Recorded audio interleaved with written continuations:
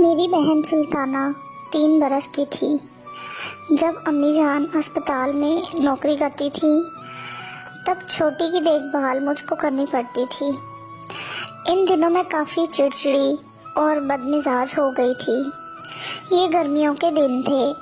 ایک روز والدہ صاحبہ ڈیوٹی پر تھی۔ بہن کے رونے پر میں اسے چپ کرانے کی خاطر باہر لے گئی۔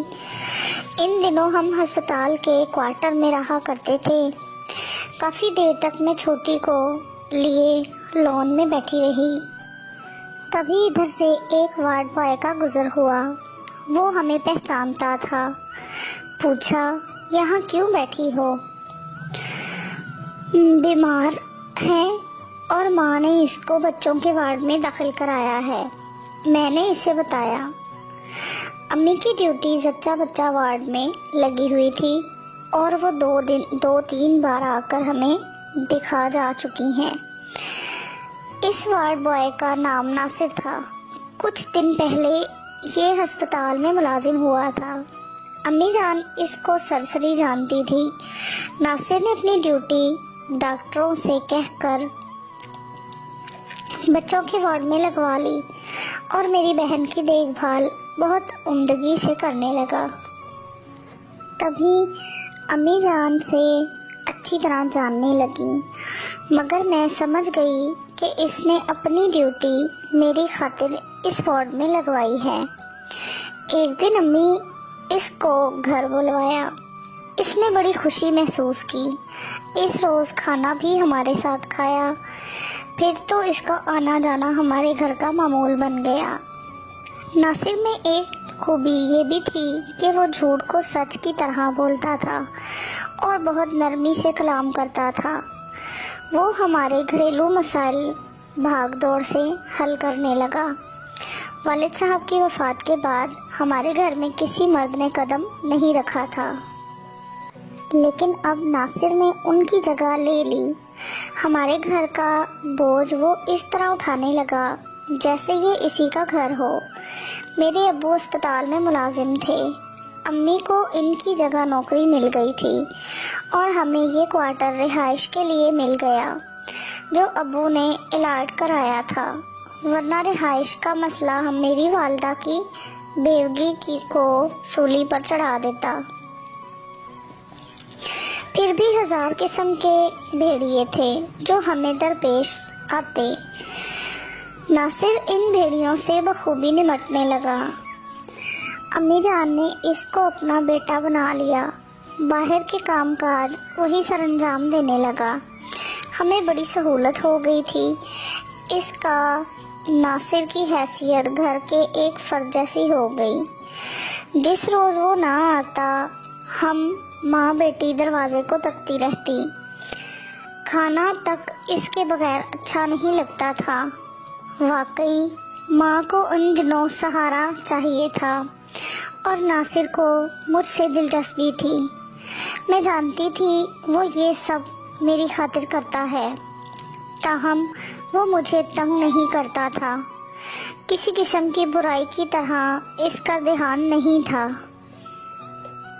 جب موقع مل جاتا تو ہم باتیں کر لیتے۔ پیار کے جذبات کو تو ہم نے اپنے اپنے دلوں میں اس طرح چھپا لیا تھا جیسے سیپ میں موتی ہو۔ نوبت یہاں تک آ پہنچی کہ امی نے اس سے کچھ ایسی امیدیں وابستہ کر لیں جو ایک جوان بیٹے کی ماں کسی شریف اور کماؤ لڑکے سے وابستہ کر لیتی ہے۔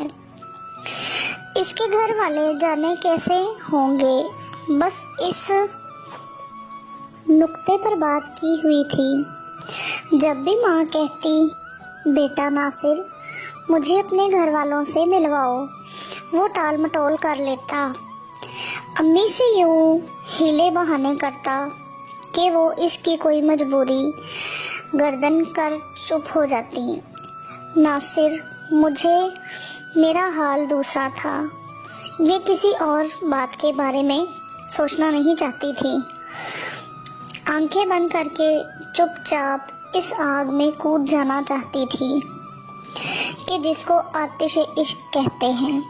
مجھے ناصر کے سوا کچھ بھی اچھا نہیں لگتا تھا۔ مجھے ناصر کے سوا کچھ نہیں چاہیے تھا، اس کی ذات کے علاوہ مجھے کچھ نظر نہیں آتا تھا۔ دن رات اسی کے خیالوں میں کھوئی مستقبل کے خواب بنتی رہتی۔ لگتا تھا وہ میرے علاوہ کسی اور کے بارے میں نہیں سوچتا۔ ان دنوں وہ اپنی ساری تنخواہ لا کر امی کے ہاتھ پہ رکھ دیتا اور کہتا تھا، خالہ جان، میرا تو کوئی سنبھالنے والا نہیں، آپ ہی یہ رقم سنبھال کر رکھیے، کل کلا مجھے اپنا گھر بھی تو بسانا ہے، تب یہ روپیہ کام آئے گا۔ جب کبھی اس کو موقع ملتا وہ کچن میں آ جاتا اور کہتا، لمبی لڑکی سن، تیرے بغیر زندگی گزارنے کا خیال بڑا تکلیف دہ ہے، تم مجھے بہت اچھی لگتی ہو، کب مجھ سے شادی کرو گی، کب تم میرا گھر آباد کرو گی؟ یہ سن کر میں شرما جاتی، چہرہ سرخ ہو جاتا۔ میں بھی تو یہی چاہتی تھی کہ اس کے ساتھ اپنا گھر بساؤں۔ تب میں کہتی، امی سے کہو، انہی سے پوچھو، کیا پتا۔ امی کے حکم کا تو وہ غلام تھا۔ وقت منتظر رہتا تھا کہ کب وہ کوئی کام بتائیں اور یہ دوڑا جائے۔ اتنا تابع دار داماد پا کر ماں ہر غم بھول سکتی تھی۔ میں جو ابھی 16 برس کی تھی اور اس کو 16 پہاڑوں جیسی لگتی تھی۔ رشتہ طے ہونے کے بعد بالکل ہلکی پھلکی اور بے وزن لگنے لگی۔ رشتہ مانگنے ناصر کی پھوپھی آئی تھی، کیونکہ اس نے یہی کہا تھا کہ ایک پھوپھی کے سوا کوئی اس دنیا میں نہیں ہے۔ اکتوبر میں شادی تھی اور یہ ستمبر کی بات ہے کہ خالہ گلاب امی کے پاس آئیں کسی کام سے۔ یہ عورت 8 سے 8 برس قبل میری دادی کے پڑوس میں رہتی تھی۔ گلاب کے ساتھ ماں کی واقفیت بہت پرانی تھی۔ اس دن ناصر ہمارے گھر بیٹھا ہوا تھا۔ وہ دوپہر کا کھانا کھا رہا تھا جب گلاب آئی۔ اس نے ناصر کو غور سے دیکھا، تبھی وہ اٹھ کر باہر چلا گیا۔ رانو، یہ کون ہے؟ ماں نے بتایا کہ میرا ہونے والا داماد ہے، اگلے ماہ اس کے ساتھ شموں کا نکاح کر رہی ہوں۔ کہا، اچھا ہے؟ ہاں اچھا تو ہے۔ خالہ گلابو سوچ میں پڑ گئی، اور جب ماں چائے لینے کچن میں گئی تو خالہ نے مجھ سے کہا، تیری ماں سے نہیں کہتی کہ تیرے ارمانوں کا خون ہو جائے، مگر بیٹی حقیقت یہ ہے کہ یہ میوا شادی شدہ اور 3 بچوں کا باپ ہے۔ آگے تو خود سوچ لے، تو آپ بڑی سیانی ہے۔ یہ خالہ گلابو کی یہ بات سن کر میرے دل کی دنیا اجڑ گئی۔ میں ایسے گمسم ہو گئی جیسے موت نے اپنی پرچھائیاں مجھ پر دکھا دی ہوں، مجھ پر جیسے بجلی گر گئی ہو۔ مگر میں اس خبر سے سر سے پاؤں تک جل کر راکھ ہو گئی۔ 2 دن تک یہ دکھ میرا کلیجہ کھاتا رہا اور میں اس بات کا کسی سے ذکر نہ کرتی تھی۔ تیسرے دن میں بیمار ہو گئی اور ماں نے مجھے اسپتال میں داخل کرا دیا۔ شام کو ایک نرس نے مجھ سے پوچھا، کیا تیری ماں تیرا نکاح ناصر سے کر رہی ہے؟ کیا اس کو خبر ہے کہ اس نے پہلے بھی ایک شادی اپنی مرضی سے کی تھی اور یہ ان کی محبت کی شادی تھی؟ لڑکی کی منگنی کہیں اور ہو چکی تھی، اس لیے یہ لڑکی اپنے گھر والوں کو چھوڑ کر ناصر کے پاس آ گئی تھی۔ پھر دونوں نے عدالت میں نکاح کر لیا تھا۔ خاندان بھر نے ان پر بڑی تھو تھو کی تھی، پر اب تو ان کے 3 بچے ہیں۔ اس کی بیوی کے گھر والے آج بھی ان دونوں سے نہیں ملتے۔ اس انکشاف میں اور بھی حیران ہوئی۔ میں نے نرس سے کہا، آپا، کیا تم مجھے اس کی بیوی سے ملوا سکتی ہو؟ کیوں نہیں، کل ہی لو۔ اگلے دن ایک خوبصورت سی لڑکی کو وہ میرے پاس لے آئی تھی۔ اس نے بتایا، ناصر میرا شوہر ہے اور جب سے اس کا تم لوگوں کے گھر آنا جانا شروع ہوا ہے، اس نے میری زندگی کو عذاب بنا دیا ہے، گھر اور بچوں سے غافل ہو گیا ہے۔ میں بہت زیادہ پریشان ہوں، کچھ کہتی ہوں تو مارنے کو دوڑتا ہے، لیکن ہماری محبت کی شادی ہے.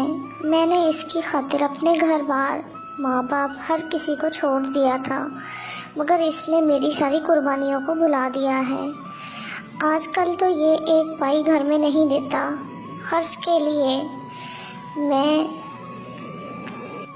میں نے زیور اور گھر کا سارا سامان تک بیچ دیا ہے. اب بات فاقوں تک آ چکی ہے، مگر یہ بے رحم گھر آتا ہی نہیں. مجھے کہتا ہے کہ اگر تم نے میرا پیچھا کیا تو طلاق دے دوں گا. یہ کہہ کر وہ رونے لگی. اس کی حالت پر میرے دل کا شیشہ چکنا چور ہو گیا. جس شخص کو دیوتا جان کر میں اپنے من کے سنگھاسن پر بٹھا رکھا تھا، اس کا بت گر کر پاش پاش ہوا. میں سوچنے لگی، ایسے لوگ محبت اور اعتبار کے قابل کیسے ہو سکتے ہیں؟ کیا اس حیوان کے ساتھ میں اپنا گھر آباد کروں گی جس کو اپنی بیوی بچوں کی پرواہ تک نہیں؟ جو انہیں چھوڑ چکا ہے کل کسی اور کی خاطر مجھے بھی چھوڑ دے گا.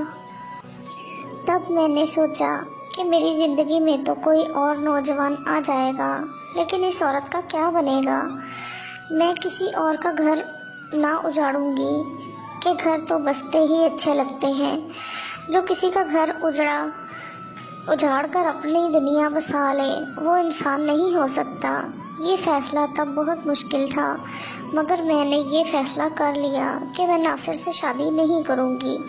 اس عورت کے آنسو نے میرے دل پر بہت گہرا اثر کیا تھا کہ ان آنسوؤں میں سچائی کی طاقت تھی جس نے اس کے ساتھ ایک اندیکھے رشتے باندھ لیا تھا. میں نے اس کے ساتھ وعدہ کر لیا کہ میں تمہارے ناصر کو تم کو لوٹا دوں گی. میں کم سن تھی مگر کم عقل نہیں تھی. ناصر کو دل و جان سے چاہتی تھی، مگر میں نے یہ فیصلہ بہت مشکل سے کر لیا. ماں کو بھی بتا دیا کہ یہ دھوکہ ہے، اب آئے تو اس کو گھر میں گھسنے نہ دینا. کیسے بتاؤں کہ کتنا دکھ ہوا. آہستہ آہستہ یہ زخم بھرنے لگا. آخر خدا نے صبر دے دیا.